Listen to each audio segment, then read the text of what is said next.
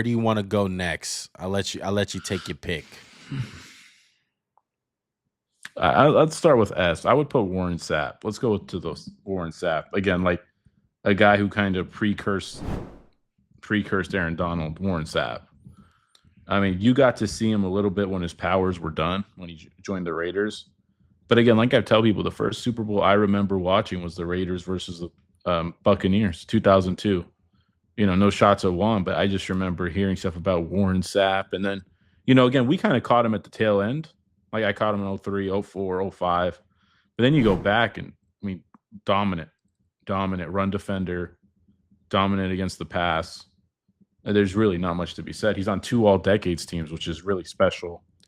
And he was just a disruptive guy. And then he's in an all-time defense in the 2002 Buccaneers defense, who I might say he might be, the second best player on that defense after Derek Brooks. But he was already, 7 years into the league. Yeah. No, Warren Sapp was dominant, man. He was an ass kicker, bro. It's crazy that he slid in the draft, and technically even like speaking, going down to number 12 is not even that much of a slide. But if you consider the prospect that he was back in the days with the Hurricanes, it was a off the field. Yeah, it was a major slide in his eyes, because Warren Sapp was an absolute monster in college, and he proved to be a monster in the NFL. You talk about the Tampa Bay days. I think it's a whole nother level when he was on the Buccaneers. I saw him on the Raiders. He had some good moments. He was a good player, but he wasn't the force that he was in Tampa Bay. His weight became an issue. His attitude became an issue. The money got to his head, I feel like, to a certain point. And then part of that was the losing. Like, he just couldn't handle the losing. Yeah, and I would say this. He's not really a defense. You don't want to play him as, like, a 3 technique. He's more of, like, not a nose. 3 technique.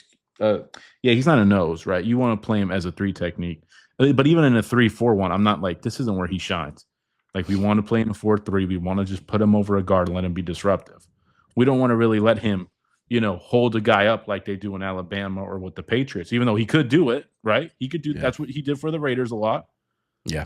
But he's a disruptive guy, and he was super athletic. And then, when the athleticism goes a little bit, the player goes. But I would never say he was bad, even with the Raiders. He was good. He just wasn't dominant, right? He wasn't special. Yeah. When you talk about his Tampa Bay days, what I remember is honestly the twitchy hands, the twitchy first step. Like, yeah, he was a big guy, but Warren Sapp can move for his size. And that was the thing. You never really seen a big guy like that move that fast. And that's why it was such a luxury to have him as a pass rusher for a guy that big. I mean, you talk about it, 90 plus sacks as a 300 plus dude, and you're still elite in the run game. Yeah, correct. And that's what I would say. And that's why I say he's a little different than Donald, because when he played, running the ball was so much more prevalent than it is today, where he had to be greater against the run, where Aaron Donald could just be good, right?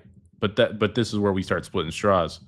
There's no one better against the pass than AD. There might be no one better against both than Warren Sapp in his prime. He was that special.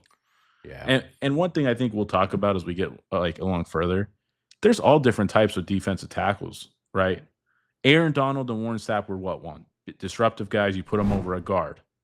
But they can't play like a Haloti Ngata or a Damon Harrison, right? Where you just line them up over the center and you say, hey, just get blocked by 2 people all game, right? Yeah. And that's just something I wanted to make a distinct, like Warren Sapp's a 3 tech. He's not a 0 tech, not really a 5 tech. But sorry, continue.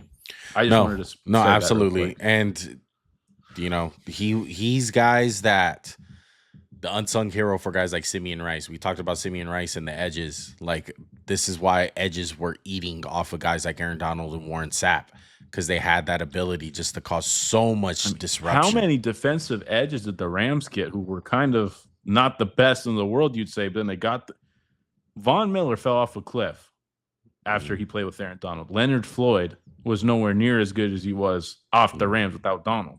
Yeah. So that matters. Yeah. That really matters. 100%. All right. So when it comes to the tier, easy S tier guy for Warren Sapp. I would agree. Yeah. Big dreams, everything ain't what it seems. Glittering gold, both fleeing. Not on This organic, we don't buy streams.